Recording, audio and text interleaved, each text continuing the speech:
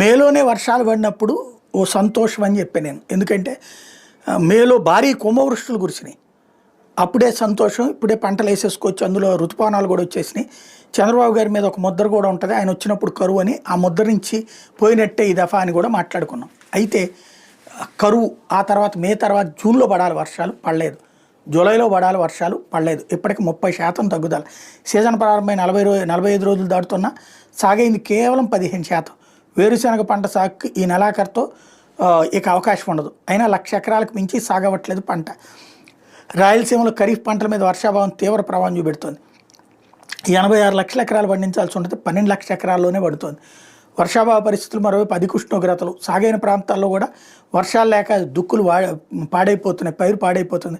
17 జిల్లాల్లో 446 మండలాల్లో లోటు వర్షపాతం నమోదైంది. 153 మండలాల్లో పంటల సాగు మీద డ్రై స్పెల్స్ ప్రభావం కనబడుతుంది.